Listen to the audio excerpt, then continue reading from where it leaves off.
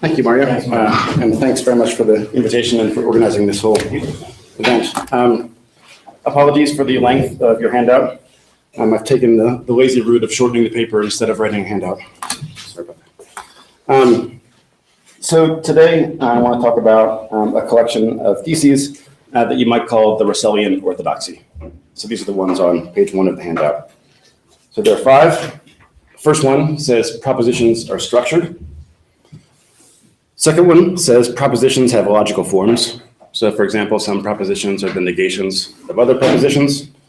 The third says propositions have constituents, which include the objects they are directly about. So you might think of R2 and R3 as kind of unpacking what R1 means.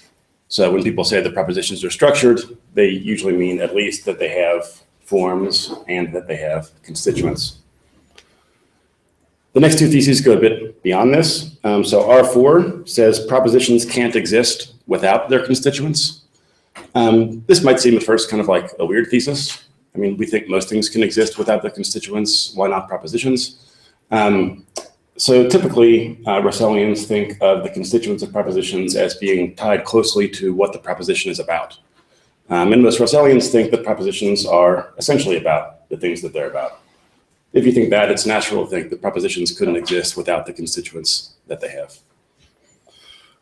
Put R3 and R4 together with the claim that propositions are occasionally directly about contingently existing things, and you get R5. So R5 says some propositions exist only contingently. Okay. So what I want to do is talk about this group of theses, which is widely held. So I would describe my philosophical education as sort of high church Russellianism. So I was raised to believe that all these theses were true. I have since somewhat fallen away from the faith, but I still find some of it attractive and worth exploring. So I want to really ask 2 questions. First, are there any convincing arguments, especially arguments having to do with the modal status of propositions against the Russellian orthodoxy? Second, I want to ask, is there any good reason to believe it? Okay. So my taking off point for both questions is going to be a recent book by Trenton Merricks called Propositions. Merricks is, as the title of the paper suggests, an opponent of the Russellian orthodoxy. So Merricks argues for, in answer to our 2 questions, yes, there are convincing arguments against it, and no, there is no good reason to believe it. I will defend the contrary views that no, there are no convincing arguments against it, at least as regards the modal status of propositions. And in response to the question of whether there's any good reason to believe it, I will defend the view that maybe there is. It's a bold claim. All right, so let's talk first about Merrick's argument against R5. So you can think of Merrick's arguments as breaking down into the ones that really target R3 through R5. Those are the ones that have more to do with modality and the ones that target R1 directly. So I'm going to focus first on the first group, the ones that have to do more with modality. So his arguments against R5 can be thought of as breaking down into 2 different subclasses. One, arguments that argue directly against R5. Second, arguments that try to show that existentialism is false, where existentialism is the conjunction of theses R3 and R4. So let's look first at his argument directly against R5, his argument that it can't be the case that any propositions exist only contingently. Okay, he begins the argument by quoting Aristotle's claim that in deductions, some things follow of necessity from others. And Merricks argues not unreasonably that the things that stand in this following of necessity relation are propositions. So to have a theory-neutral term for this following of necessity, I'll take this to be the claim that some propositions entail other propositions. Okay, so entailment is understood as a relation between propositions. Now, Merricks glosses the claim that some propositions entail others as the claim that some arguments are modally valid. So modal validity is defined by Merricks as on the top of page 2 of the handout. So this says an argument is modally valid just in case, necessarily. If its premises are true, then its conclusion is true. Okay. Merricks claims, I think, reasonably that some arguments are modally valid in this sense. And he tries to argue from this quite uncontroversial premise to the very controversial conclusion that R5 is false. So the argument begins with the following property actualist principle. So this is the thing that I call truth existence. Okay? So this says necessarily if a proposition is true, then it exists. So this is supposed to be just a special case of the more general principle that necessarily if a thing has a property, then that thing exists. Okay. Given the claim that some arguments are modally valid, or rather given the definition of modal validity and truth existence, it follows that this principle, which I call necessity, is true. Necessarily, if the premises of a modally valid argument are true, then its conclusion exists. It's pretty easy to see why that follows. So if an argument is modally valid, then if its premises are true, the conclusion has to be true. Truth existence says necessarily if a proposition is true, then it exists. So it follows from these two together that if an argument is modally valid, then its conclusion exists. If it's modally valid and its premises are true, then its conclusion exists. Where does Merricks go from there? So he says, look, we can ask why this principle, necessity, is true. He says, I think that necessity should have an explanation.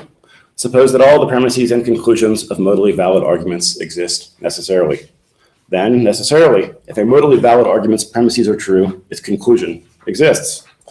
In this way, the necessary existence of all the premises and conclusions of modally valid arguments directly and elegantly explains why the truth of a modally valid argument's premises necessitates the existence of its conclusion. So this appears to be a kind of best explanation argument. The idea is, look, if all propositions existed necessarily, well, that would be a neat explanation of why necessity is true, right? Because we know that the premises and conclusions of modally valid arguments are propositions. So if they all exist necessarily, then of course, the conclusions of modally valid arguments with true premises also exist. So, I mean, Merricks is right. He's right that if all propositions existed necessarily, it would follow that this principle of necessity is true. But I don't think this is an especially strong best explanation argument. For as we've already implicitly seen, there's another very reasonable explanation for the truth of necessity, namely that this principle, truth existence, is true, and that modally valid arguments by definition are arguments which are such that necessarily if their premises are true, then their conclusions are true. I mean, it seems like, so you might doubt whether this principle's truth existence is true, and some Russellians do doubt whether it's true. But if you doubt that it's true, then you're not going to buy Merricks' argument for that reason.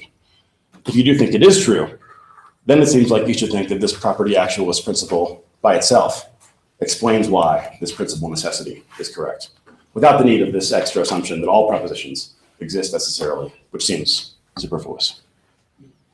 I should say, by the way, that I'm happy to be interrupted by questions if this is not making sense as I'm going.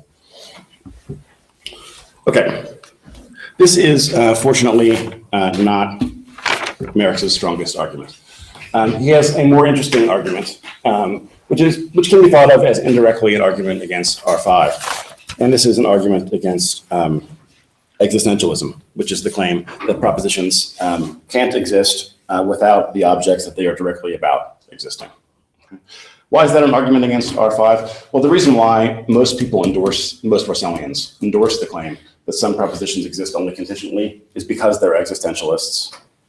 Because that is, they think that propositions can't exist without the things they're directly about, and they think that some propositions are directly about contingent things. Right? Of course, you might doubt, following Timothy Williamson, that second claim. I'm just going to set that aside for now and assume that some propositions are directly about contingent things.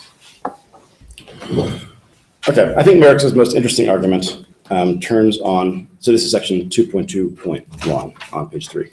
I think Merricks' most interesting argument turns on the following two claims. First one, some sentences which are directly about contingent things are logical truths. So this seems quite plausible. Bob is happy, or it's not the case that Bob is happy. Appears to be an example. Okay. Second assumption, every proposition expressed by a logical truth exists necessarily. So this one should, at least to a Russellian, seem less obvious. Why might you think that this second principle is true? Well, Merricks defends two via kind of plausible thought, that there must be some connection between logical consequence, that is, logical consequence relations between sentences, and modal relations between propositions. Okay. So let's assume that a logical consequence is just a relation between sentences, and let's think of arguments then where the conclusion is a logical consequence of the premises as having sentences as their premises and conclusion. Okay. Then for any such argument with sentences as premises and conclusion, we can also talk about what we might call the proposition analog of that argument.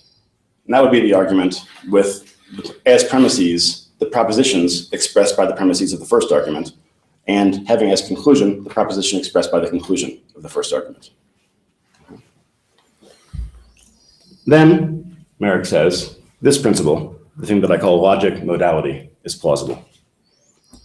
If an argument A with sentences as premises and conclusion is logically valid, then A's proposition analog is modally valid. And this, fits a lot of the way that we might explain how arguments work in Intro to Philosophy, right? So how do you explain what a logical consequence is? At a first pass, you say something like, well, necessarily if the premises of the argument are true, then the conclusion's got to be true. And that sounds a lot like the definition of modal validity. Okay, so this principle is not without some initial plausibility. So how do you get from this principle logic modality to the second assumption needed to make Merricks' argument work? Well, this is not exactly how he argues, but this is a slightly simpler way to argue. Look, you might say an argument with no premises and a logical truth as conclusion is logically valid. So given this principle, logic modality, its proposition analog must be modally valid. But look, then it just follows from the definition of modal validity that necessarily the conclusion of the argument is true, and that plus truth existence entails 2. Okay. Why? Because if necessarily the conclusion of the argument is true, and if necessarily, if a proposition is true, then it exists, it's going to follow that necessarily it exists. Okay, but if these claims 1 and 2 are both true, right, then the Russellian's in trouble, right? Very obviously, right? Because the first one just says that some sentences that are directly about things are logical truths. The second one says that propositions expressed by these things exist necessarily, but those two together are inconsistent with the claim, the conjunction of claims, that propositions can't exist without their constituents, and that some propositions have as constituents contingently existing things. Okay, so this is an interesting argument. To think about how the existentialist ought to reply to this argument, it'll be useful to think a little more generally about how the proponent of the Russellian orthodoxy should think about the modal status of propositions. And one good way into this question is via a well-known puzzle. And the puzzle arises on the basis of negative existential propositions like the one that I call no Socrates. Okay. So this is the proposition that Socrates does not exist. Okay. What's the puzzle about this proposition for the Russellian? Well, it certainly seems as though it is possible that Socrates not exist. But it also seems plausible, that is, that every instance of the following schema is true. So this is what I call possibility truth. If it is possible that S, then there is some world W such that were W actual, the proposition that S would be true. Okay. So in general, if it's possible that P, then there's some world where the proposition that P is true. Okay, so if it's possible that Socrates not exist, and if possibility truth is correct, if every instance of possibility truth is true, then there must be some world W, which is a world in which Socrates does not exist, which is such that were that world actual, no Socrates, that proposition would be true. Then think for a second about what that world W would have to be like from the point of view of the Russellian orthodoxy. Given truth existence, it'll follow that that world W is one in which the proposition no Socrates exists, right? Because we know the proposition is true in that world. Truth existence says necessarily if the proposition is true, it exists. So the proposition exists in that world. But given existentialism, we also know then that Socrates must exist in that world. Because that proposition, no Socrates, can't exist without its constituents, and Socrates is one of its constituents. So, contradiction. W is a world both in which it's the case that Socrates exists, because the proposition exists, but it's also a world in which Socrates doesn't exist because the proposition no Socrates is true in that world. And obviously, if the proposition that Socrates does not exist is true, it follows that Socrates does not exist. Okay. So this puzzle, so Plantinga famously gave a version of this puzzle that goes back before that. So Prior discussed a version of this kind of argument in the 60s as well.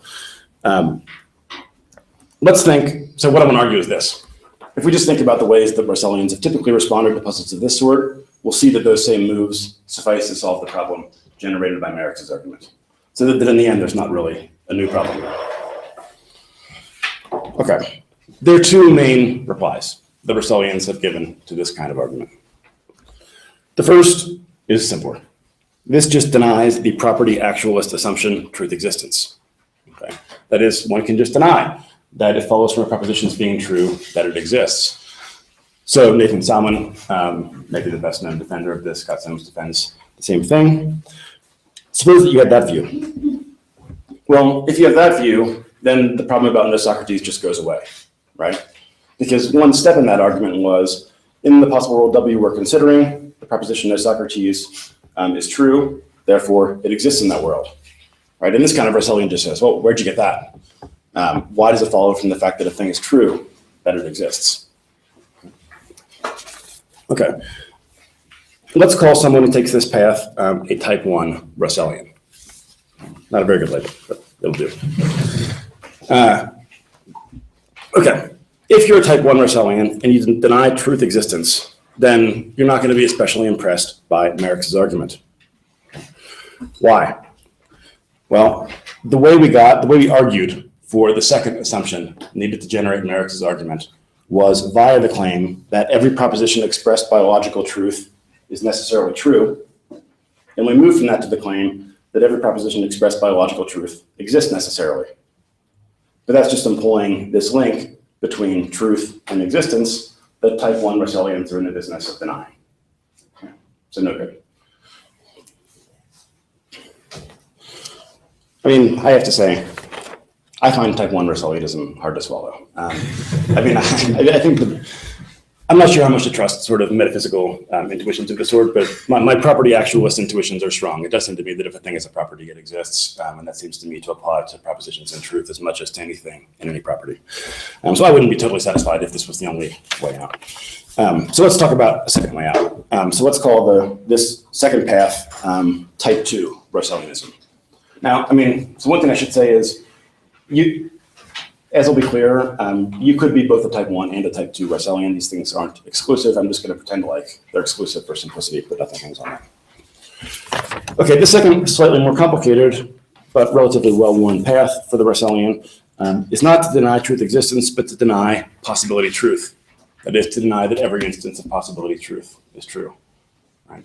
So what did possibility truth say? That said, if it's possible that S, then there's some world W such that were W actual, the proposition that S would be true. Okay. So the way of thinking about this I'm going to sketch is due ultimately to work in the 70s by Kit Fine and Robert Adams, although I'm not going to get into the details of their particular views.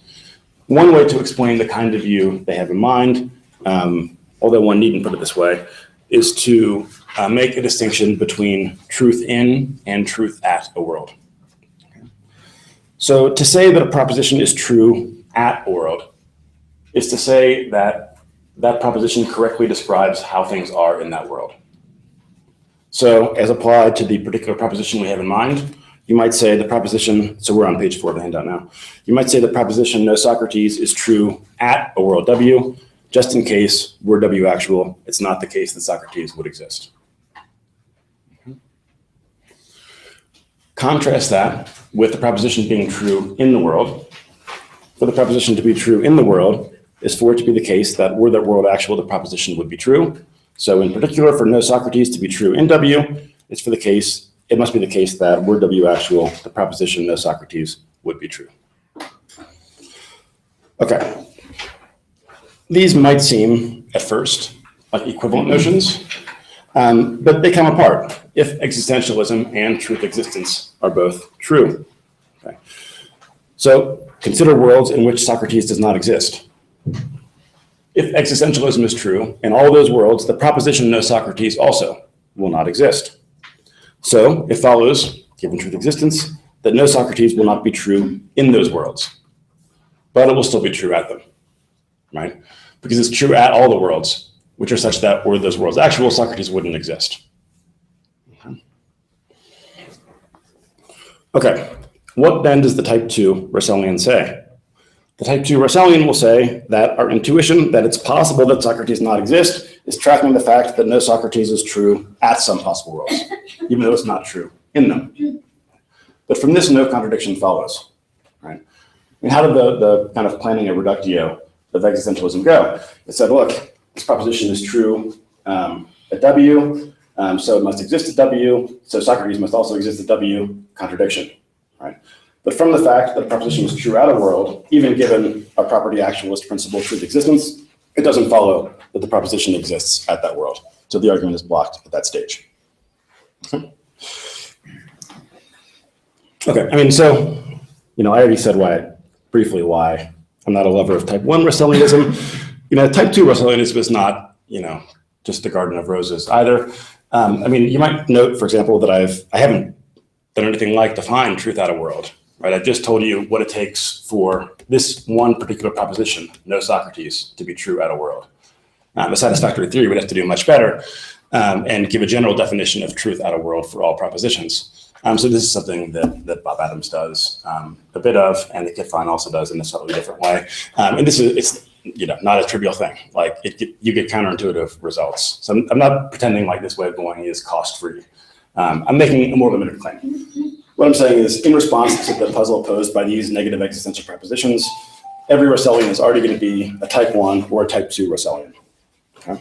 We've already seen if you go the type 1 route, you've got an easy way to respond to Merricks' argument. Now let's think about how you should think about the relationship between logical consequence and modality if you're a type 2 Russellian.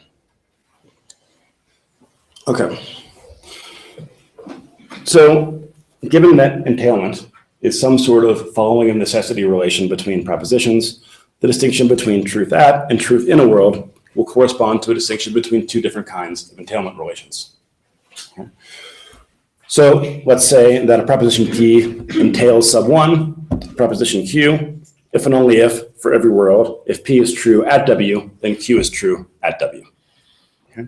And let's say P entails 2, Q, if and only if, for every world, W, if P is true in W, then Q is true in W. Okay? Now, we've already seen, if you're a type 2 Russellian, you're going to take our modal intuitions about the possibility of propositions to be tracking truth at rather than truth in a world. Just so, if you're a type 2 Russellian, you're going to take our intuitions about some propositions following a necessity from others as tracking entailment 1 rather than entailment 2 relations. Why? Well, look at this example argument. Premise, there are no flying pigs. Conclusion, it is not the case that Socrates is a flying pig. It certainly seems as though the conclusion of this argument, in at least one good sense, follows of necessity from the premise. Right? But look, the premise is not going to entail to the conclusion if you're an existentialist. Why? Well, there will be some worlds in which there are no flying pigs, so the premise is true, but in which Socrates does not exist. Right? And if Socrates does not exist in those worlds, well, then the conclusion of the argument, which is a proposition directly about Socrates, can't exist in those worlds either, and hence isn't true, if you buy the property actualist assumption. Okay? So the existentialist is not going to think that if there's a tidy connection between logic and modality, that it's going to be between logical consequence and entailment 2. Rather, it's going to be between logical consequence and entailment 1, the one defined as truth at the world. But the principal logic modality that we started with, right, the one that connected logical consequence with modal validity, that's equivalent to the claim that if an argument A is logically valid, then the premises of A's proposition analog entail to its conclusion. Right? That's something that any type 2 Russellian is going to reject. Instead, they're going to accept some principle like this one. If an argument A is logically valid, then the premises of A's proposition analog entail 1, its conclusion. And this blocks Merricks' argument, which is invalid if you replace logic modality with this other principle. Okay. All right, so again, I don't think that I've shown that these two Russellian ways of going are problem-free, quite the contrary. But if either one is any good, and if neither one is any good, then Russellianism is sunk anyway. But if either one is any good, then they also suffice to reply to this argument. Okay, so there's nothing really new here, as far as I can see. Okay. So what follows is a bunch of other stuff, and I'm wondering how much to skip.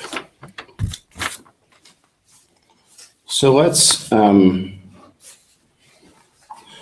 about 2.2.2, and then I'm going to skip to the more general question about this, whether there's any good reason to believe the Russellian Orthodoxy, okay, and move away from the focus on quite too much on Merricks.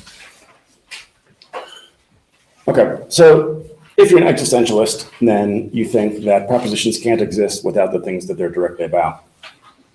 One easy way then to provide a counterexample to existentialism would just be to try to provide examples of situations in which propositions exist without the things that they're directly about. Merricks attempts to provide one, and he provides several. The most interesting one is one which involves an example that he borrows from Nathan Salmon, which involves the name no man. So the name no man is introduced as a name for the individual that would have, but never in fact will, result from the union of some particular sperm S and egg E. Merricks then uses this example to argue against the Russellian as follows. No man does not exist, so the proposition that no man does not exist is true, and hence by truth existence exists. But no man is a constituent of the proposition that no man does not exist, and hence exists if the proposition does. But by hypothesis, no man does not exist, so existentialism is false. So, do that again. So no man does not exist seems true, also seems to be directly about no man. But if it's true, then it exists. If it exists, no man doesn't exist. Sorry, backwards. If it exists, then no man exists, right? But the point of the example was to come up with, a thing that doesn't exist, to put it loosely. Okay. There's one way in which this is a puzzling argument. So this example was, invented by Nathan Salmon, who is, a defender of the Russellian Orthodoxy. If anyone is, it would be surprising if it could be used that easily in an argument against the Russellian Orthodoxy. And there's one sense in which it obviously can't. So, if you're a type 1 Russellian, then this argument is a non-starter. That is, if you deny that there's a necessary connection between truth and existence for propositions, then the argument is a pretty obvious failure, right? Then you're going to say no man exists. I'm sorry, no man does not exist. So the proposition that no man does not exist is true, but doesn't exist, right? End of argument. Okay. Suppose you don't like type 1 Russellianism, then is the argument a problem? Here, I think matters are a little bit less clear.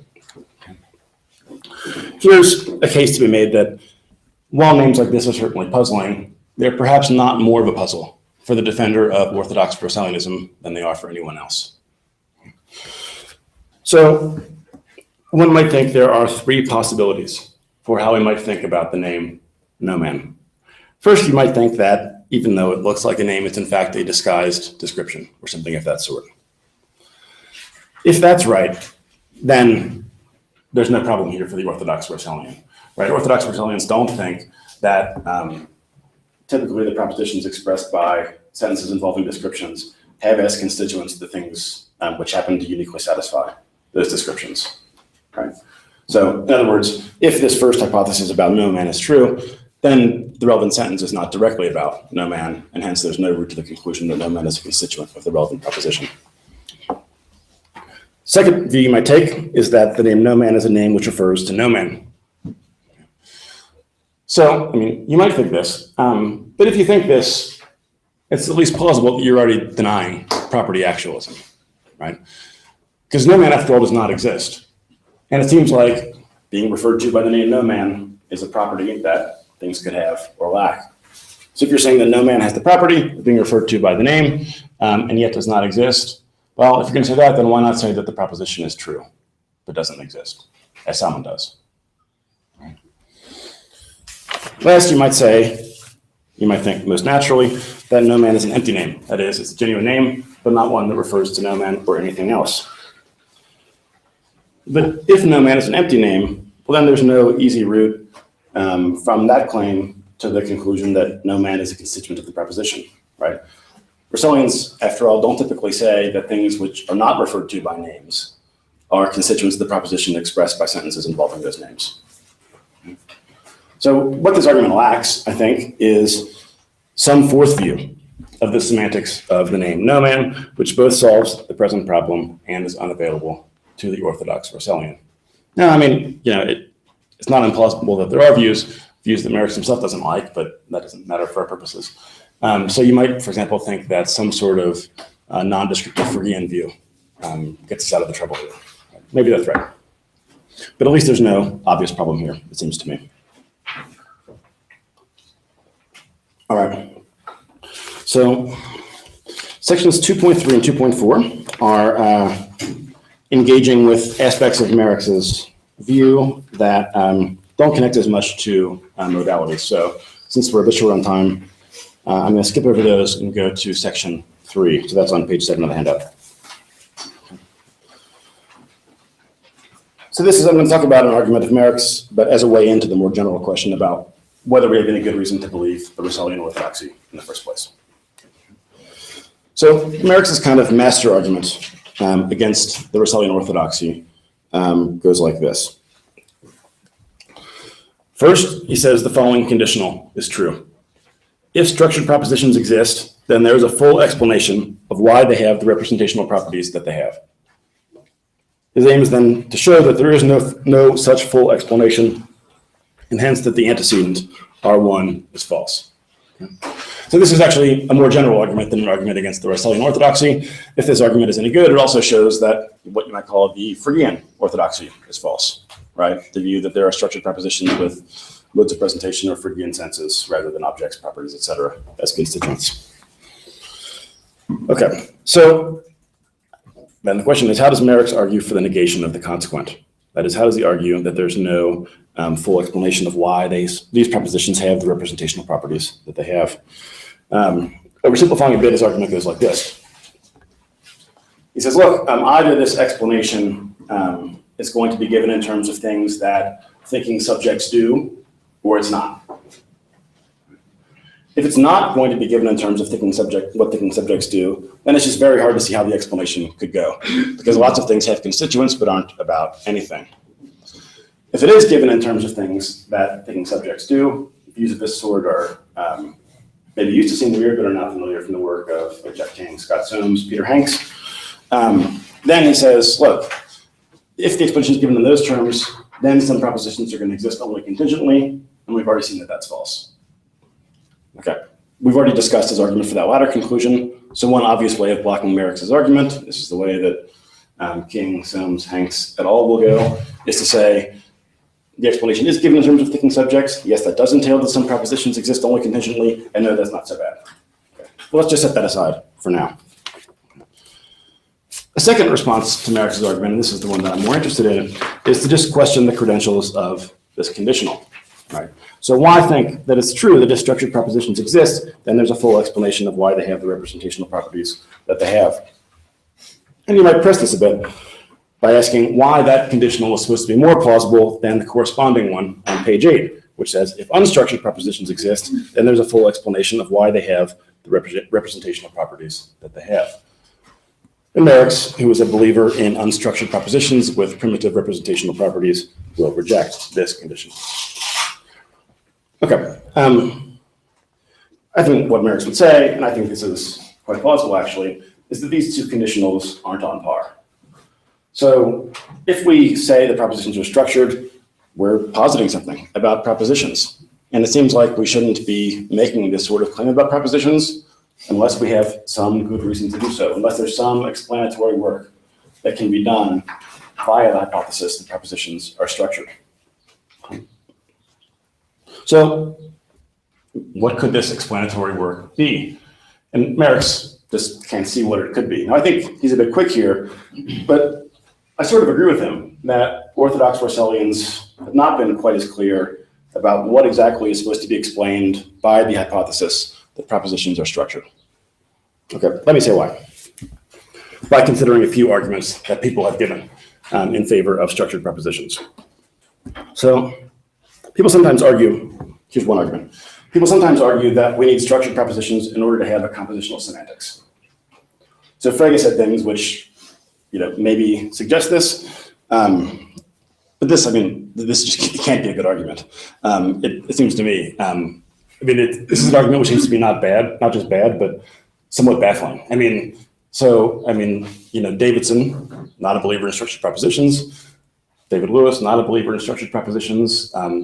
They worked out sort of compositional approaches to natural language semantics before there was anything like a well-worked out structured propositionalist compositional semantics. So it's very hard to see why it should be impossible to give a compositional semantics without structured propositions. Second, this is more common, I think. Well, I guess the first is pretty common too, but anyway. People often say we need structured propositions in order to avoid the reviled view that propositions are sets of possible worlds. You might think that view shouldn't be quite as reviled. Even if you do revile it, though, it's not obvious that structured propositions are the only way to avoid it. So if you've read recent work on propositions, so like Jeff King's view that propositions are kinds of facts, or Scott Swem's view that propositions are certain kinds of cognitive acts, when you get to the end of reading these theories, there's actually very little structure talk. Right? There's a lot of talk about what sorts of entities propositions are. Right? But if we got to the end of Jeff King's book on propositions as kinds of facts, or Scott Swem's book on propositions as kinds of cognitive acts, and the last sentence was, and by the way, facts don't have constituents, or, and by the way, cognitive acts don't have constituents, it's not totally obvious to me that anything big would be lost in the theory.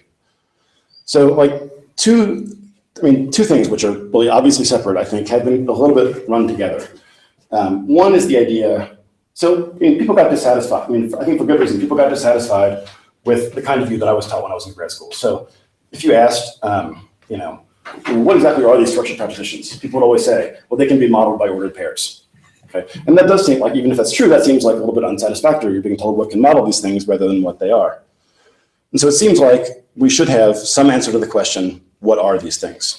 Right? And Soames and King defend answers to those questions, interesting different answers to those questions.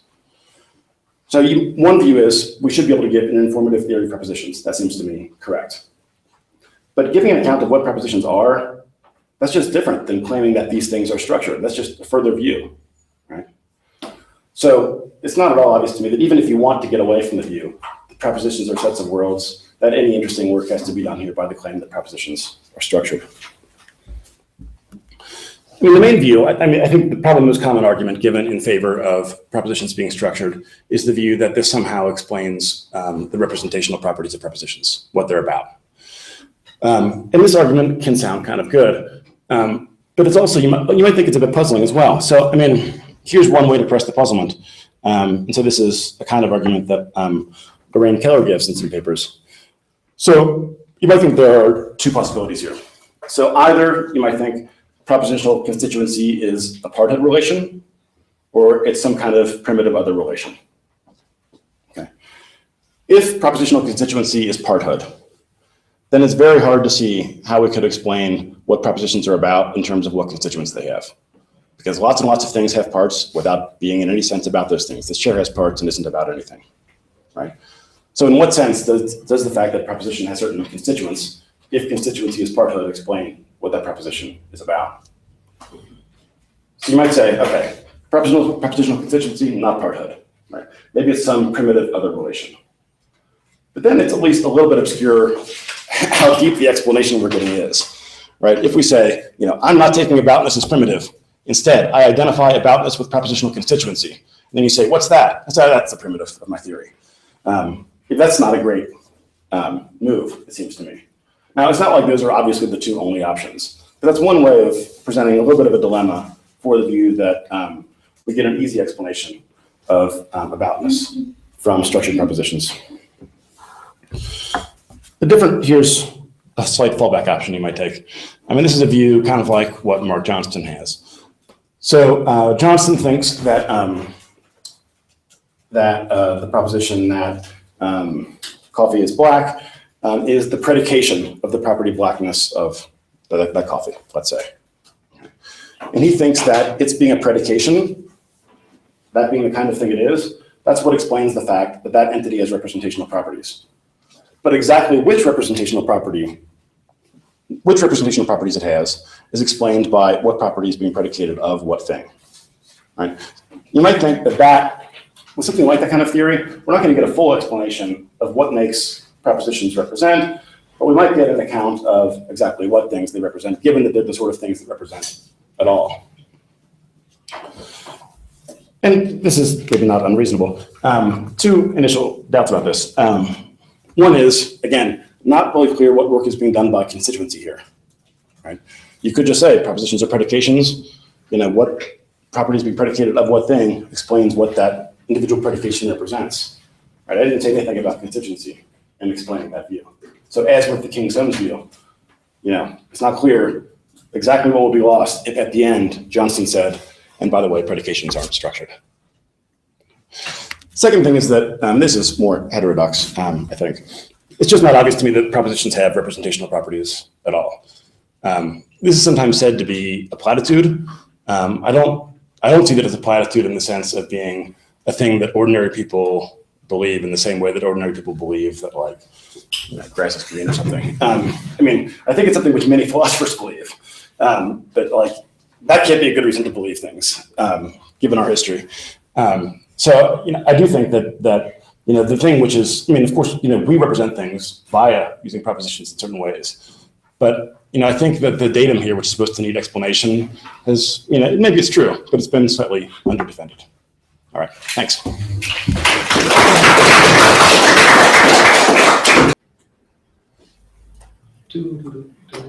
It's coming. Okay, it's coming anyway. Okay, so yeah, I'm going to start because we don't have a lot of time.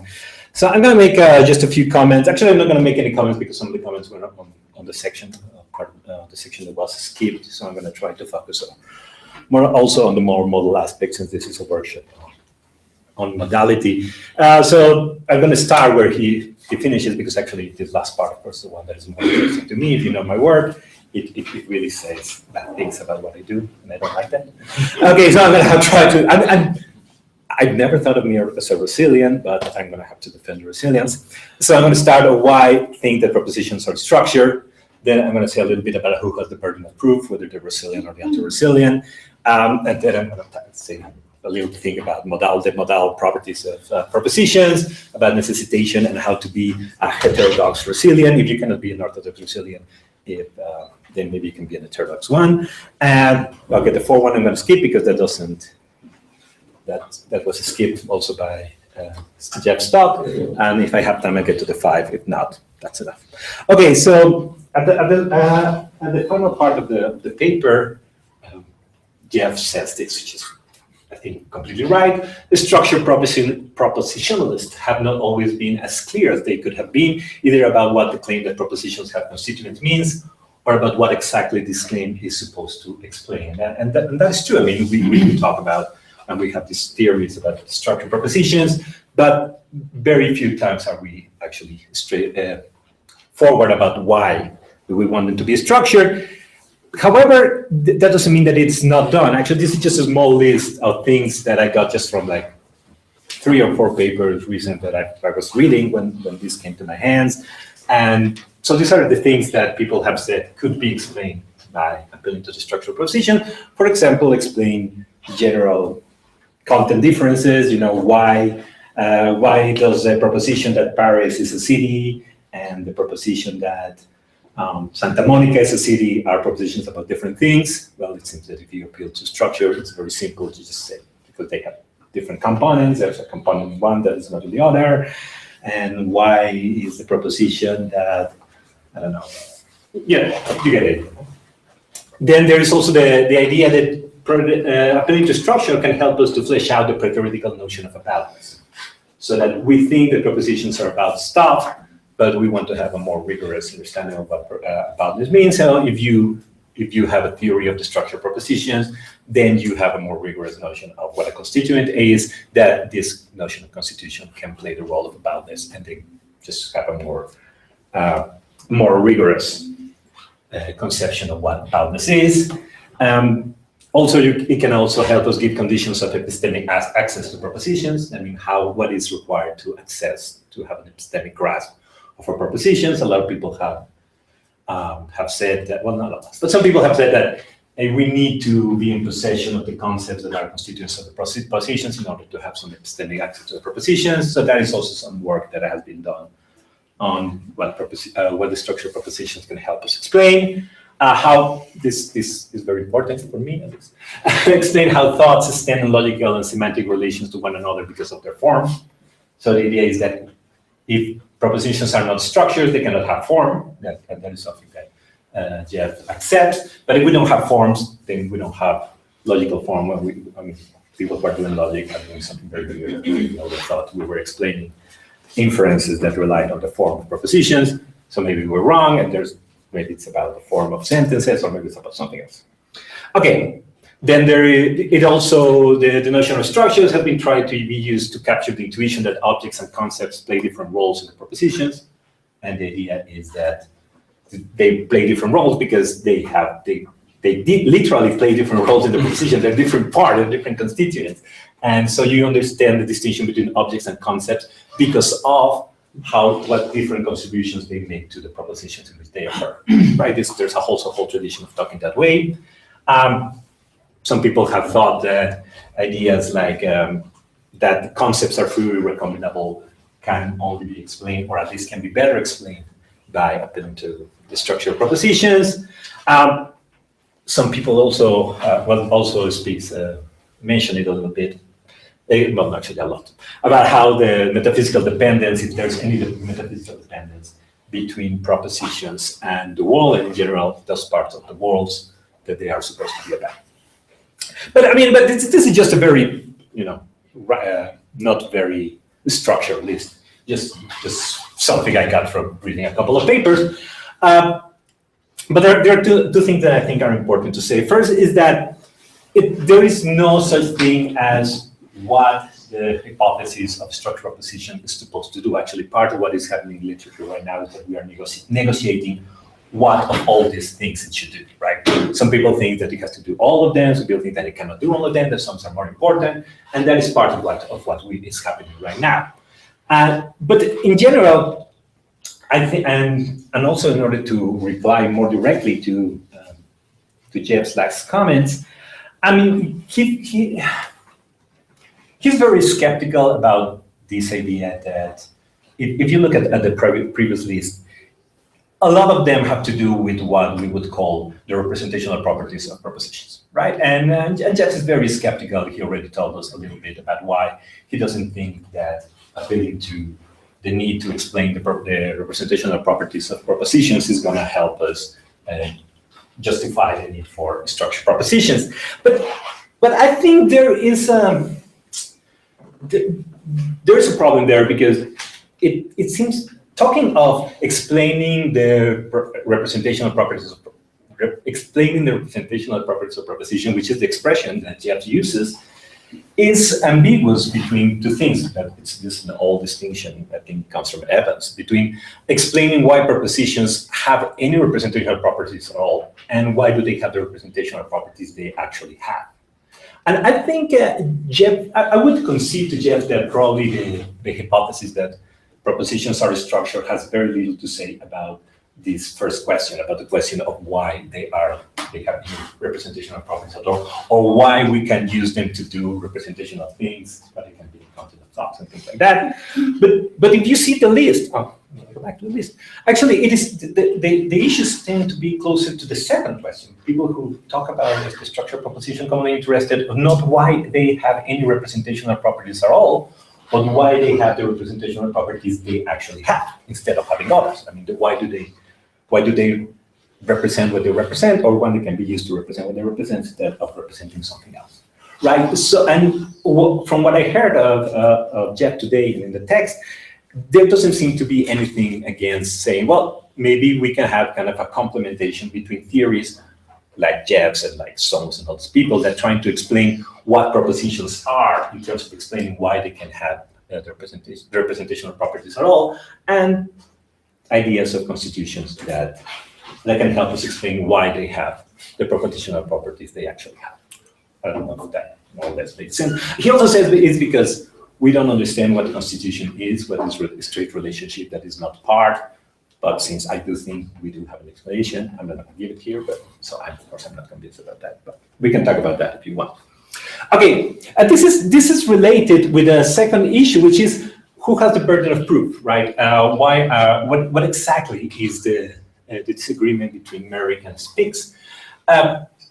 Because I wasn't very clear that the issue should be whether that there are not enough good reasons for the Trotter Russellian orthodoxy, that we don't need to believe in the structural propositions, or that there are enough reasons for the falsity of Russellian orthodoxy. Right? And this, of course, has to do with a more basic question, which is what should be our default hypothesis regarding the nature of propositions, that they are structured, that they're not structured, right? And it's very interesting that that the target here is Merrick, because Merrick is very explicit about how the hypothesis that propositions are simple is actually kind of heavy, because it requires, well, at least he thinks, it requires that its representational nature be primitive, right? Because if something is simple, then we really have very little to grasp on in order to explain some of their properties. So I mean, this is a genuine question. I don't know. This is a really, and I think it has philosophical and metaphysical depth, which is the question of how simple it is to say that something is not a structure. Yeah. How simple of a hypothesis it is, because the question here is what would be a simpler theory, one that believes that propositions are a structure, or one that believes that they don't have structure. Right? So this is really a puzzle for me. Okay, then. I also want to talk about the package, right? The package of these 5 theses that constitute what Jeff calls orthodox that, right? Or Orthodox Russellianism, and if you know, explain how from 1 can be kind of decomposed into 2 and 3, and 3 is kind of 4 and 5, and they seem to be hang together very nice. And when you see the dialogue between Merrick and Jeff, there's a hidden assumption that for me is very heavy, which is they both assume that constitution is a necessary relation. That is, that a proposition cannot be constituted by different stuff in different possible worlds. In the presentation, you said a little bit more about it. The text is just like, very much in the background. And this plays an important role in the argument, but so I want to say I want to think whether it would be better to include it as a kind of a sixth element of Orthodox Russellianism, because there's also there may be some reason why some would reject it, and so here's the Torsa's book, very nice book, and everybody should read it. It's a great book. Okay, so why would somebody think that a constitution is not a necessary relation? That is, that propositions can have different constituents in different possible worlds. Well, because one is a relativist, for example, Alan McFarlane, for example, so that one believes that the same proposition can be about different things in different circumstances, because actually the proposition doesn't have fixed strict conditions, and therefore what it's about can change and things like that. But even if one is not a relativist, one also can have other reasons to believe that we can get rid of this principle. It doesn't have a name, but if I had to give it a name, of course I would call it the principle of necessitation, because actually it is kind of the semantic analog to the metaphysical principle that is called necessitation. But one can reject it if one believes that constitution depends on aboutness, which is something that we already have in Russellianism, actually it's our true, and also believe that aboutness depends on truth-making. That's what a lot of people believe. Yabba believes in some way. I do believe about it. There are many nice bits, it's there, you should read. And I also believe that truth-making is not a necessary relation, which is something that I defend in the paper, so I'm not going to talk much about it. But the idea is very simple, is that even if we don't go for like strange propositions like the relativists do, like, this is tasty and this is beautiful, and think that can change its extension or its true conditions in different propositions, just very normal propositions like that my cousins are rowdy, they can have different constituents in different possible worlds because my cousins can be different people in different possible worlds, right? So if you believe that, then constitution is going to be, the idea that constitution is necessary is going to be rejected. But also for something that Jeff already mentions in his talk, which is that it could also help us solve the non-existent problem about Socrates. The idea is that Socrates does not exist, actually has Socrates a constituent only in those worlds where Socrates exists. Right?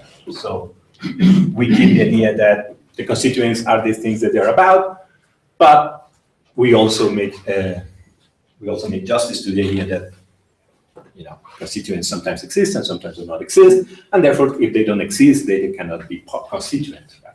But you turn it the other way around. So we conclude that then what we have to get rid of the idea that these constituents can be part in worlds in which they don't exist. So the idea is that actual constituency does not determine identity. That means that what makes a proposition be the proposition it is not what are the constituent it actually has, but also the total, including counterfactual constituency. That means all the constituencies it would have in different parts of the world. That's what makes them.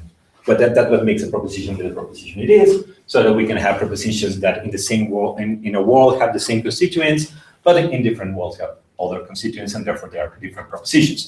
Because they have a different model profile, and therefore that is what would also be explained if we take this route.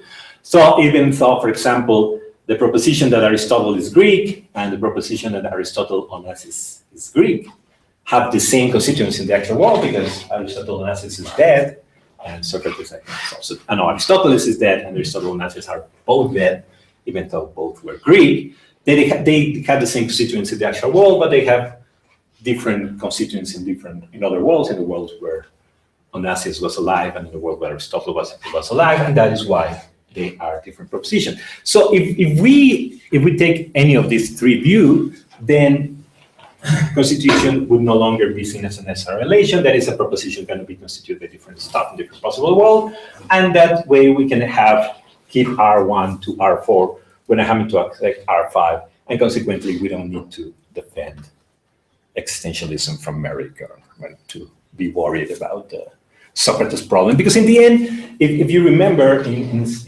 Jeff's talk, it is not that we can actually save existentialism much more than say, well, we need a solution for existentialism for the Socrates problem, and that solution would be as good for the Merricks problem. But then here we wouldn't need to actually keep existentialism. Okay, I don't know. I think I run out of time, right?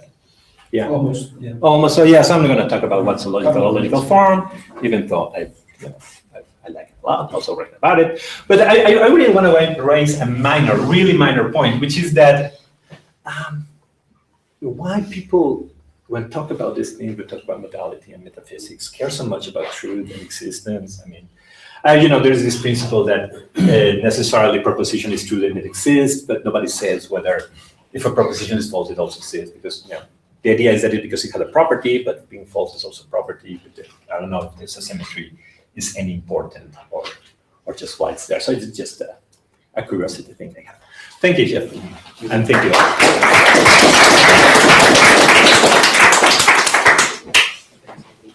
But maybe you should reply to Axel if we can. Sure.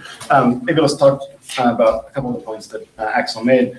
Maybe the last point first. I don't think there's supposed to be any asymmetry between truth and falsehood. I think the only reason why people use truth as an example is because you might think that falsehood is just being not true, and it's maybe not as clear that being not true is having a property as it is that being true is having a property. But I agree with you. I don't think there's any asymmetry here. So, on heterodox Russellianism. So I would like it if heterodox Barcelónism could work. Here's a kind of worry that I have about it. So take the proposition that that Socrates is a philosopher and that Aristotle is a philosopher, and then go to some world W where neither Socrates nor Aristotle exist. It looks like those two propositions are going to have exactly the same form and exactly the same constituents and yet be distinct in that world. And that just seems a little bit worrying to me. It seems a little bit worrying that these propositions could differ only in their modal properties without differing at all in their what they are. So I mean, it seems like if you're a structured propositionalist, you should think that when you give the form and constituents of a proposition, you're kind of giving the essence of that proposition. You're saying what it is. Yeah, so what it is. Okay, so maybe you doubt that. Maybe you doubt that. So that's, I guess, where we're on different pages. But I agree. If that view could be made to work, then it'd be vastly simpler than the kind of moves that the type 2 Russellian has to make. On the sort of main points about the explanatory value of the claim that propositions are structured, I would kind of like it if the case could be made that this view has explanatory power. I guess I'm not totally convinced by some of the examples you give, in part because of some of the reasons that I gave in the talk. So again, I think there is this kind of general dilemma that one can pose. Is constituency parthood or is it some other relation? If it's parthood, then it's a little bit hard to see how, for example, the fact that Paris is a city and Santa Monica is a city have a constituent in common could explain the fact that they have something in common that they're about. Because there could be, just take two ordinary physical objects that share a part. They needn't have a content similarity because they needn't have content at all. So maybe this connects to the second thing that you said about how this is not providing an explanation of content differences, but only content differences given some other explanation of the fact that these things are contentful at all. I guess maybe I feel a bit the same way about epistemic access to propositions. So, you say we can explain why we can't grasp the proposition that Paris is a city if we don't have something like the concept of city or some kind of epistemic access to Paris. But in the case of ordinary objects, you can grasp. You can think about a chair without thinking about all the parts. It's the same. Yeah, same thing. Okay.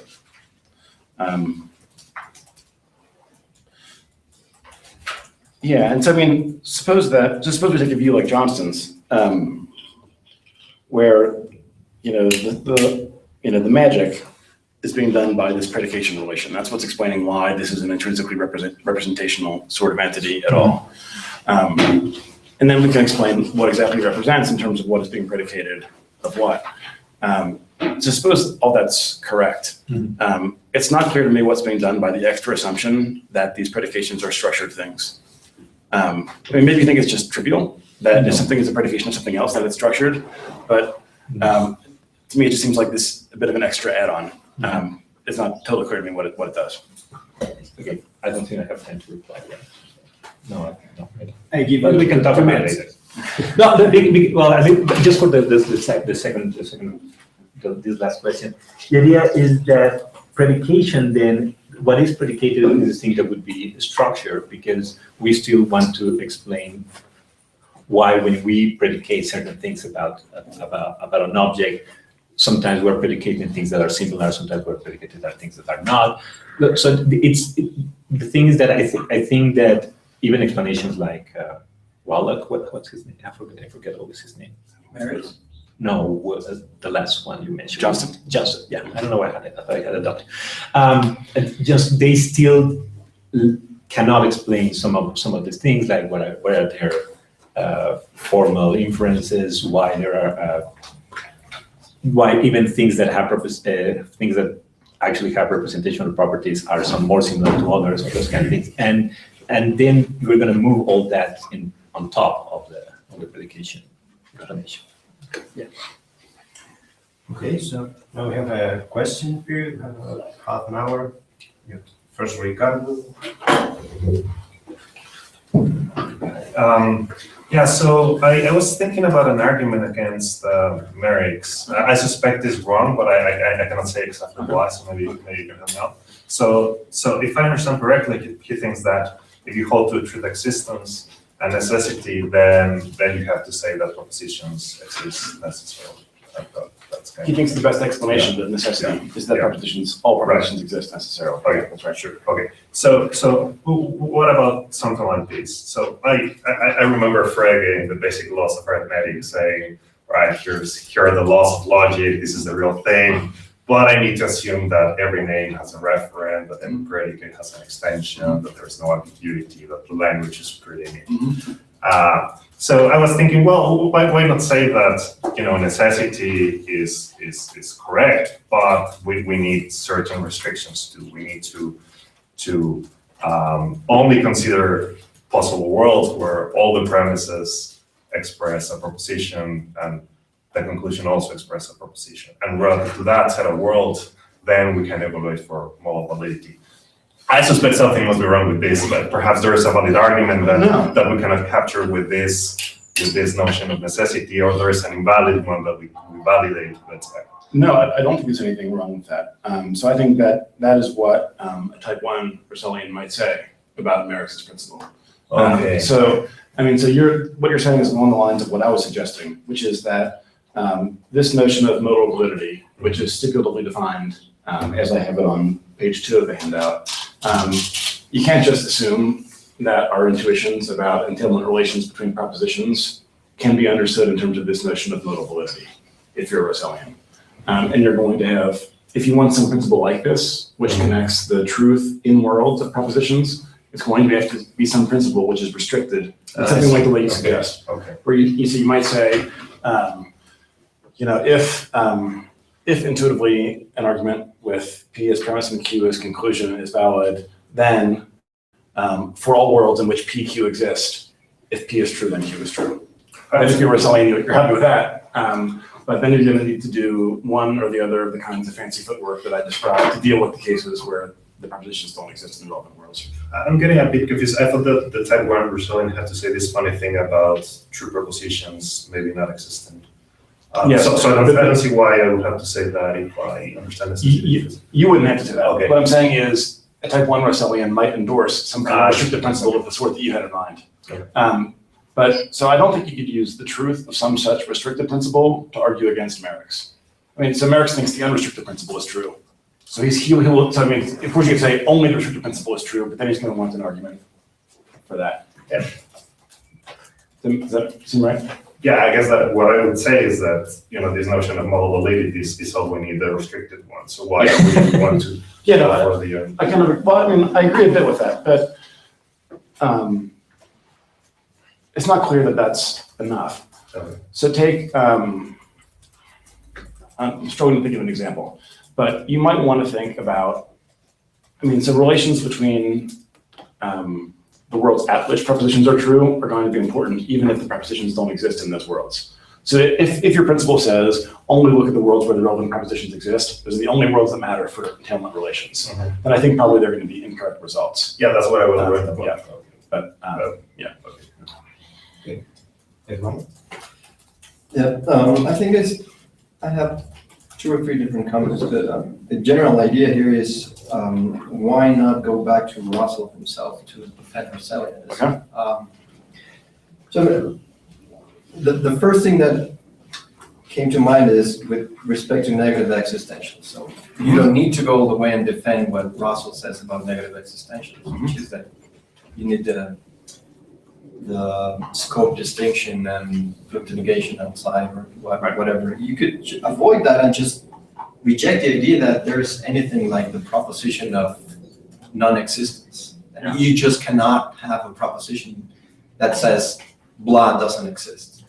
You can have sentences that suggest that you're expressing that proposition, but there's no such proposition. And you have a ton of different options there. So you should go back to the language part, probably do something pragmatic, probably follow Stalin or something like that, and say, whenever someone says Socrates doesn't exist, they're saying Socrates doesn't have a reference. The name Socrates doesn't have a reference. Yeah. And you just won't have any of those. The funny thing is that maybe it appears before, but at least in analytic philosophy, the first one to mention that there's a bunch of paradoxes and contradictions with negative existentials is Russell himself. So it's funny that that is a problem for Russellianism. And I think there's a bunch of different Russellian strategies to avoid committing yourself to anything like that. So I don't think it's totally true that these puzzles just get back to Russell. So you can find stuff which is in the ballpark in Parmenides and Plato. No. I didn't mean to say that. Yeah. That's why I said in analytic Oh, philosophy. yeah, analytic philosophy. I see. Yeah. No, you're right about that. So I agree that's a move that one can make. That whenever you encounter a problematic proposition of this sort, you go metalinguistic and you say we're really just talking about names. And I can imagine being driven to that position, but I can't imagine being happy about being driven there. Why not? It makes things easier, but it just seems so unnatural. So we're talking about, suppose we're talking about, the Loch Ness Monster. And you say the Loch Ness Monster is a fearsome creature, and I say it lives in Scotland. And someone else comes along and says, guys, the Loch Ness Monster does not exist. It seems very weird that the discourse has suddenly changed. That we were talking about, attempting to talk about the Loch Ness Monster, and all of a sudden this other person comes along and is talking about a name. It just doesn't seem right. It just seems like we're all attempting to talk about a thing. Yeah, but what the person's trying to do is to correct you from that attempt. It's like you're failing, guys. You're attempting to do something you cannot do. You cannot use a name to refer to something if that's just not there to be referred to. How I about think there's a bunch of explanations Yeah. that may try to convince you that Lenny Clapp had some stuff like his point is not independently of what you express. The goal of that conversation is to correct that pragmatic goal there. So you would never go all the way to the proposition. Yeah, I guess I don't have any quarrel with the pragmatic point. Maybe in lots of cases, it is a way of saying, stop using these name people. Yeah. But I guess I would be looking to infer from that pragmatic point the conclusion that the proposition expressed is metalinguistic. I was worried about I agree with Yeah. that. I agree with that. But at least I think it offers you a way to avoid the really bad consequences. I agree that it does that. We have this proposition that I agree that predicates non-existence or anything. I agree that it has good consequences. I also worry a bit about translation issues. So, if you report translation issues. So, it seems like if someone says, Loch Ness Monster does not exist, somebody else can report that in Spanish, which would be strictly speaking false because, you think they're talking about the name and so on. Another quick one. If I'm not wrong, Russell is, and Frege as well, following something what Ricardo says, what they're aiming at is to account for knowledge of maths. And a lot of the reasons they have to have structured and constituted kind of propositions is because of that. And one good thing that you have with structured propositions is that you have a very maybe even naive way of explaining how people know different mathematical propositions and they don't know others. You have the structure, so you have something you don't have with Lewis. You can distinguish the proposition 2 + 2 = 4 from the proposition 2 - 2 = 0. Yep. No, I agree that's something we should want. So I'm on board with that aim of structured propositionalism to avoid these very coarse-grained propositions in the model of Lewis or Stalnaker. But it doesn't seem to me that you need structured propositions to do that. So suppose that, take, for example, King's theory, that propositions are these kinds of metalinguistic facts. That theory might deliver to you the relevant distinctions between propositions. That is, it might deliver the result that propositions are fine-grained in the way that you want them to be, even if we don't add to it the claim that propositions are structured. So I do think that, so I'm totally on board with your claim about the identity conditions of propositions, but I think that perhaps we should be more careful to sharply distinguish views about identity conditions of propositions from structured versus unstructured questions. Okay. And those are often...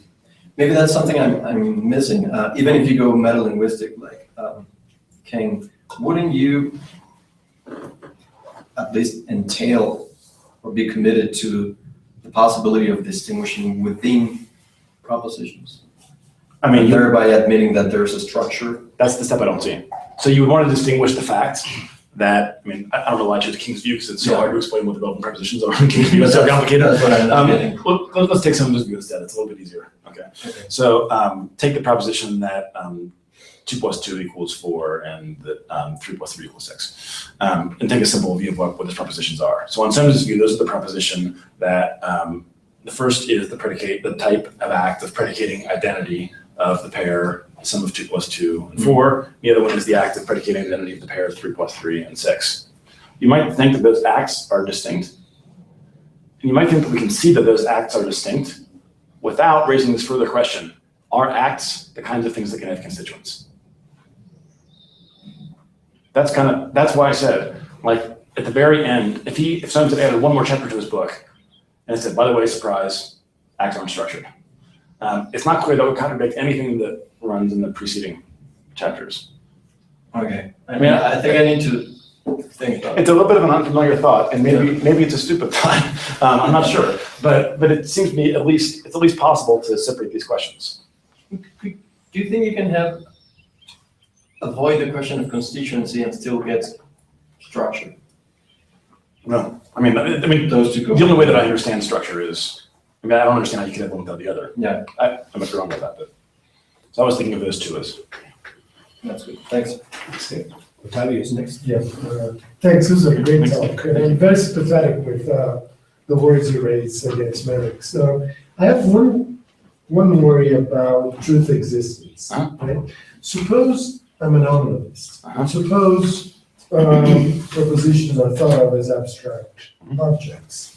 So I may want to say, yeah, a proposition may be true, but that doesn't mean that it exists, because no abstract objects exist, right? And that will be necessarily the case, right? And I think that's incoherent, right? Because you may, so of course, depending on the details of the nominalization you count, suppose you adopt some kind of ontologically neutral reading of your quantifiers. So you can quantify over all kinds of things without thereby being committed to their existence. An existence predicate needs to be satisfied.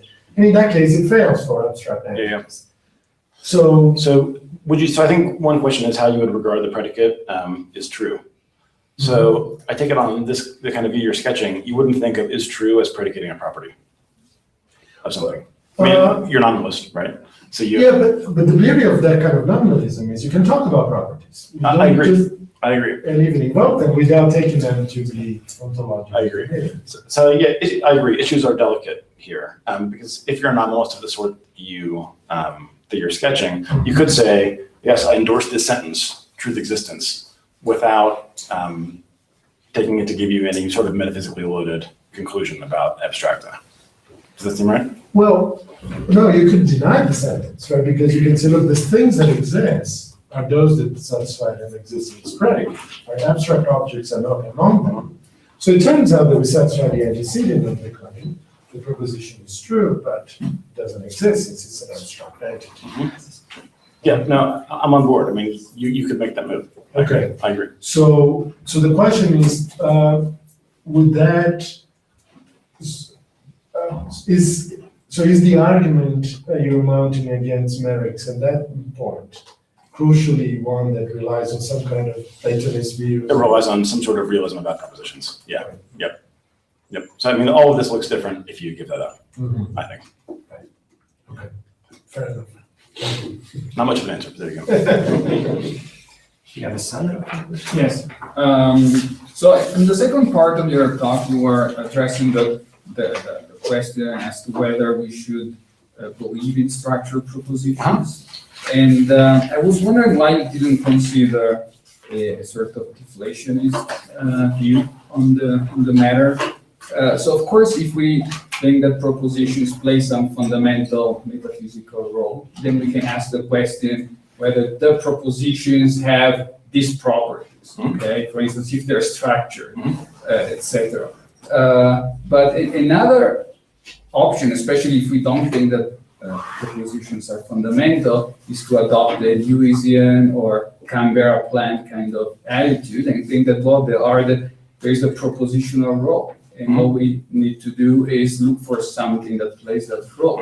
And Lewis was very open about it. I mean, you put it among the people who believe in unstructured propositions, but in fact, that's not what he really thought. What he thought is that we have structured propositions and we have unstructured propositions, and depending on the kind of theory or kind of a theoretical role that needs to be played, we can pick one or the other. And there is really nothing interesting about it, other than finding the simplest and most explanatory way of dealing with propositional issues. So yeah, you're perfectly right about Lewis. So my putting Lewis in the unstructured content camp was only suggesting that the kind of semantics that he sketches in, for example, general semantics appears to be compositional, but does not require structured prepositions.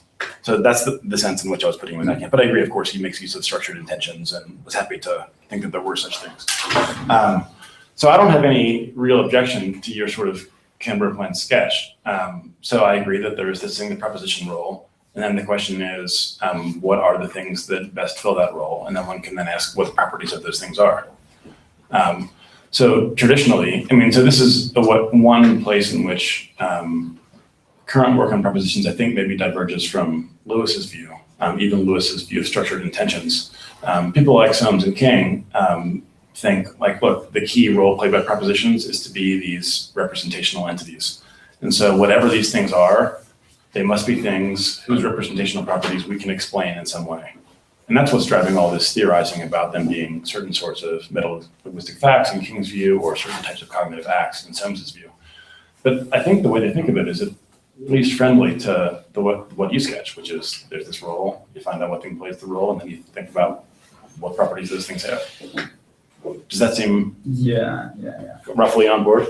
Yeah. I mean, you might think they're being, and I have some sympathy with this, you might think, that they're being excessively optimistic about how constraining the role is. So, people give these quick arguments. I've given arguments of this sort, where, there are these things which are the objects of the attitudes and meanings of sentences, et cetera.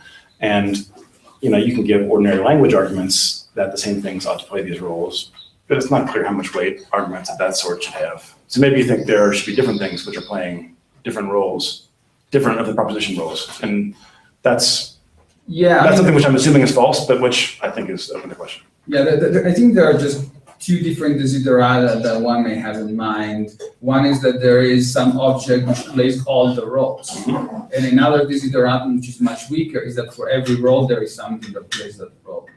And yes. I think that a healthy pluralist view about theoretical roles is the latter. And if we do adopt the latter, then we can just avoid a lot of questions about whether propositions do or do not have certain properties. So can you sketch that second bit for me? That was the part that I wasn't getting. So I agree that one might hold there are different roles. Yeah. So there are different roles that propositions need to play. Okay. There are different roles that something has to play. Yeah. And maybe so one desideratum is find something that plays all the roles. Yes. And another desideratum, which is weaker, is yes. For every role, find something that plays that role. I agree. Okay. And so the King, Soames, and my work is more in the first camp. But I agree, the second possibility is one. Yeah, I mean, one. What I'm saying is that one virtue, which might be trumped by other reasons, but one virtue of the second desideratum is that we need not get tangled in disputes about what are the properties of propositions. See, that's the bit that I'm not seeing. So even if there are these different, suppose there are these different roles. So like objects of the attitudes and meanings of sentences relative to contexts. Suppose those are two roles, suppose different things play those two roles. I think then it wouldn't mean that we've avoided asking questions about what those things are. We would just have two groups of things to ask questions about. So I think we would have maybe multiplied questions instead of avoiding them. Now, maybe the questions would become more tractable if we didn't have to find things that played all the roles. But we could still ask, well, okay, different things play the sentence meaning role than the object of the attitudes role. We could still ask what things play the object of the attitudes role. And there would still be, I mean, in my view, there would still be genuine metaphysics to be done, thinking about what those things are. It might look different. I'm agreeing with you. It might look different if we didn't try to keep it constrained by all these different roles. All right. More questions from the floor? Seth? So I was going to ask something a little bit along the lines of, well, so what exactly do you take a propositional to be? You sort of just answered it. Mm-hmm. But I was not surprised by your answer, though. So it sounded like you took the main job to be something about explaining representational features of things, or something. No, so I think that's the main King Soames view. So we were just talking about that kind of, and I think most recent work has been driven by that desideratum. I mean, I'm personally not so much on board with that because I'm not so sure the propositions have representational properties that need explaining. Okay. So in my view, it's more objects of the attitudes. So what is that? Well, what is that? So what is that? Like that, you also might not, you might think that's a little, like, is that an ordinary notion? I mean, so what's the object of the attitude role? Well, I think there are things we believe. We can ask what those things are. There are things that have truth conditions. Okay. So are you thinking that these kinds of platitudes that I'm sketching are just too loose to constrain any serious theorizing, or? So no, I was just wondering, what, I mean, I guess, so is it the object of belief specifically, or? I mean, I think belief is the easiest one to begin with. Okay. I mean, I think also perception. I mean, so I kind of think. I guess what I'm wondering is, like, when do we know we've found the thing that realizes that role best? Like, how do we evaluate a theory of the, when I say here's what I propose plays the object of the attitude role, what do we do to find out whether we're right? So I think one consideration are considerations of identity and distinctness. So you think that this belief is different than that belief, we should find different objects. That's a familiar kind of thought.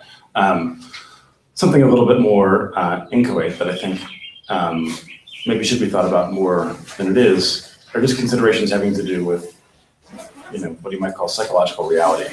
So take, for example, king propositions, these metalinguistic facts. It's just it's hard for me to see exactly what it would be to stand in the belief relation to an entity like that. It's just hard to see what it would amount to. And so if you're at least beginning with the object of the attitudes role, then I think you begin with that question in mind, and you try to think about how the objects you identified, the entities you identified, can be understood as the things we believe. I mean, I'm inclined to not think that the objects of the attitudes have to be the same things that are expressed by sentences relative to contexts, but I like a view on which they're at least very similar things, on the grounds that it seems like sentences can be used to express beliefs. And I guess I take it you also want to hold the propositions on maybe the fundamental role of consequence relations, since it seemed like that was the main. I mean, I think there are entailment relations between propositions. What do you mean fundamental relata? You mean the things studied by logicians?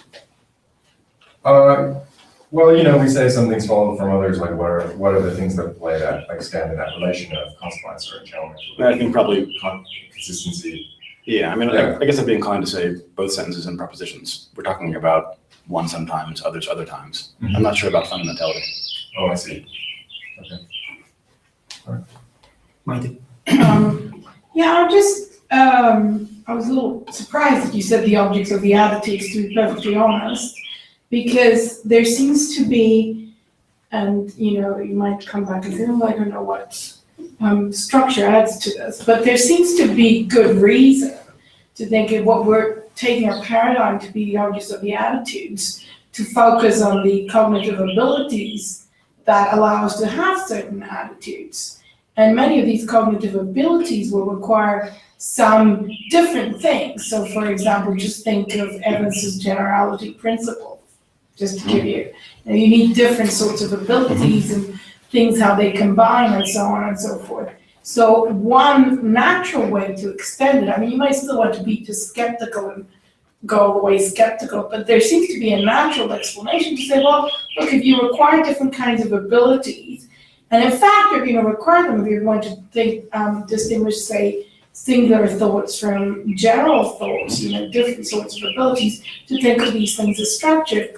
Just sort of thinking about the distinction between singular and general thoughts, if you go back to Lewis's de se and de dicto attitudes, he himself, even though he thinks, what we're doing is we're ascribing properties, in the case of de re attitudes, he thinks, I'm going to need something extra. So what I'm going to need is some sort of epistemic relation with a particular object. In the case of there being they say, he says, well, I'm going to need an epistemic relation, if that's acquaintance, and identity just gives you that, and blah, blah, blah. So it seems to even sort of within the paradigm of let's go, possible worlds in that context, it seems that you're driven, if you're going to make these distinctions, you're driven to link them to cognitive abilities that take you necessarily to make distinctions within structure. So even if you say, anyone can say, oh, well, but you add nothing, it seems like a really natural way to go to say they're structured. Yeah, I mean, so maybe this won't answer all of what you have in mind, but Yeah. I guess I think that, I agree with what you're saying about the cognitive abilities we have in virtue of which we can entertain different Yeah. thoughts. Those things have to be structured in some way. I think that to be at least somewhat analogous to the claim that sentences are structured in some way. Like, it would be a very bad view to say like, oh, sentences don't have any semantic structure, they're just like blobs. I think the same thing is true of whatever roughly the mental analogs of sentences are, which you might think of as kind of complex abilities. What I'm doubting is the move from the undoubted complexity of the bearer of content to the genuine complexity of the content. I know that you're doing that, but here's what I'm I know you don't trying to, let me just try to be a bit clear. I know, and as I said, you can always resist that last step. It almost seems a little bit, so tell me why, if I just say, you're just being obstinate about it. Because to be perfectly honest, if your idea is, I've got to explain the objects of the attitude, that's what I'm focusing on, then it seems like a very natural explanation to go that way. And then I'm sort of really, there's a question of now burden of proof. Why do you want to resist that? I mean, what is the big issue that we're missing here that we want to resist it? Because it just seems, it seems natural. It gives you, it links to the abilities that we have. It shows you why some are, singular or general, if you want, very predictive and so on. So there's a lot of virtues going on there. So I guess I'm missing, what's the deep thought that we're not? I'm happy to be talking to this. I've in a lot of papers I say there are structured propositions. It'd be nice if it turned out to be true. But if you say propositions are structured, you're just making a claim about propositions which your opponents are not making. So you should have some reason for making that claim. The inference from the structure of the bearers of content just seems like not a good inference to me. And so then I think, well, if we're going to make this extra claim about contents, namely that they're structured, this has to be doing some sort of explanatory work. And I'm just skeptical that we've got a good explanatory argument in favor of this. So it is not that I have some master argument against structured propositions. I don't. I think, the arguments that Merricks gives against them in general fail to convince. But I just think it's, the positive case has not been made out. In part because I think these arguments from explaining aboutness are just much weaker than they're usually taken to be. Okay. So that's all, nothing deeper than that. Okay. More questions? Seth? So, just a quick question about truth existence. So among gloss, one might ask, how should we model that? I could imagine somebody saying, well, by truth existence, we just mean for all W, a proposition is true at W, and it exists relative to W. But I take it you didn't want. That's not the that's not the intended reading. But that could be a reading someone might have. On that reading, I think You think it's right? Yeah, I think it may be right on the other reading too. Sorry? I think it may be right on the stronger intended Merricks reading true as well. So the proposition is true, if a world were actual, then if the proposition were to be true, then it would exist. Just because I kind of think that in general, necessarily if a thing has a property, then it exists. Okay. Does that answer what you had in mind, or? I thought, what was I thinking? I was trying to track your distinction between in and at, which goes back to fine, I guess. Yeah. I guess I would always associated it with what you were calling type 1, or the kinds of Russellian you were mentioning and contrasting. You're saying, well, there's type 2, and we're going to use this distinction to explain type 2. I guess I'd always thought type 1 theories have that kind of reading of truth existence in mind. I think that, so I think there are just two different readings of truth existence. Mm-hmm. So you might say necessarily if the proposition is true in that world, in a world W, then it exists in that world. Right. So type 1 Russellians, I guess if you disambiguate, then you've already got the ambiguity. So I think you're right that most people are, in fact, most Russellians are type 1 and type 2. Mm-hmm. you might in principle just be one of those things. Just a quick question. I'm curious why you're tentative about being more positive about the orthodoxy. Right? Why only say maybe? I see. There being good reasons. You mean, well, why don't I say yes or why don't I say no? That's right. Why you just go ahead and say yes? I see. Because I don't think there's an obviously a good reason. None of that, right? Yeah. It's Why were you thinking I should say yes? well, Sorry, I missed it. Yes to what? okay.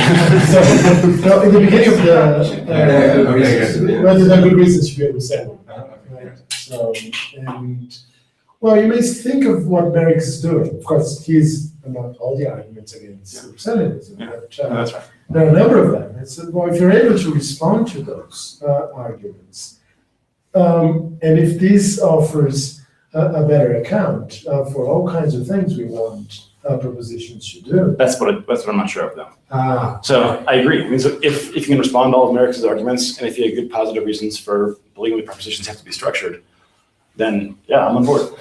so he hangs on the issue of structure. Yeah, I mean, once again, I think, you have to sharply distinguish between, the wish, which I think is good, to give an informative theory of propositions, that is to say what metaphysical category they belong to. I'm on board with that. But you can do that in the ways that various structured propositionalists have, while just deleting the bits where they talk about structure. And it's just not totally obvious to me what's lost if you do that. So that's all. Okay. If it were obvious to me, then yeah, I'm on board. Of course, that's being structured is the first feature of the Russellian view, but how crucial is it? That's what it is. For the Russellian itself, right? Because there is a sense in which maybe just be an artifact given off. Yeah, that's kind of what I think. Right? So, I mean, these things are just different topics. So, if you ask lots of Russellians, like, why do you believe in structured propositions? They go right to, like, they can't be sets of possible worlds because of math. And that's it. But like that, so even if you think that the standard, Sims-inspired argument against possible world semantics is a good one, there's just a big gap from there to the structured view. You could have, any number of other views in the ballpark. And that's, so yeah, I just think a lot of these arguments are just, they seemed pretty good to me in grad school. Now I'm kind of embarrassed that they seem good to me because they all just seem, maybe they're in the end, maybe the view's correct, but the argument seems correct. Yeah, because then it's worth just thinking just in terms of what is required for a view to be Russellian, right? Of course, if it's set by definition, okay, then it's the game's over. Yeah. But maybe that's just kind of a holdover of the way in which Russell is just thinking about propositions. And that's right. I mean, these questions about identity conditions of propositions. One can reasonably ask whether the proposition that Hesperus is phosphorus is the proposition that Hesperus is Hesperus. But that's a question that like Russellians and Phrygians can fight about without any stand being taken on questions of structure, it seems to me. So there are these identity conditions questions, and then there are these structured versus unstructured questions, and these are just obviously different questions, it seems to me. Okay. Thank you. John? Maybe this is kind of naive, but when people talk about propositions being structured, I never really know what they mean. That's the first step to enlightenment. One thing they could mean is neurologically complex. That is what's I understand that. Yeah. But I don't know if they're really committed to this or something which physio. Yeah, so I think oftentimes people are non-committal on this question, and that's one of the things that seems to me a little bit bad. So some people are explicitly, yes, this is a mereological relation. So like Cody Gilmore has a view like this, which is worth checking out. But a lot of times people just are agnostic on this question about whether propositional constituency is a mereological notion or some other kind of notion. If you go the mereological route, there are obvious challenges if you're a Russellian. So then you think that, for example, this quantity of coffee is part of singular propositions about this coffee. But look, this particular quantity of coffee itself has lots of parts. It doesn't seem like those should be consistent with the proposition, but it looks like part should be transitive. You can see how worries of this sort get going quickly. Other people try to define up relations between propositions and objects and properties, which aren't just straightforwardly Mereological notions. So Jeff King is someone like this.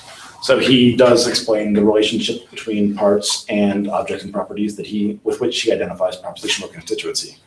And it's not a straightforwardly Mereological relation. So different people are in different camps. And some people are, sort of on both. So you're considering this move of individuating propositions in a fine-grained way, but that's interesting, the step is saying they're structured. So at that point, if the two people agree on how to individuate propositions, but one person says you have to say restricted, the other person says no. Unless you have a clear notion, clear common notion of structure, then it's not really clear what you're arguing about. No, that's right. I agree with you. So for example, Merricks has a fine-grained view of propositions. And so he thinks that, so the proposition that, this quantity of coffee is black, I think he thinks probably, it's essentially about this quantity of coffee. That's certainly a relation between the proposition and this quantity of coffee. Is that relation a constituency relation? You're right. Absent some constraints on what counts as a constituency relation, that appears to be, we're getting into verbal question territory. And so once you're someone like King that goes beyond just strictly Mereological views, there's a question about how serious is this debate between structured versus unstructured people? Because everyone agrees that, not everyone, many people agree that there's some important relation that holds between propositions and the things that they're directly about. Not everyone believes that, but a lot of people believe that. Some of those people call themselves structured propositionalists. Some call themselves fans of unstructured propositions. I agree. More questions? No? Okay, we can Thank you. leave it here. Thank you.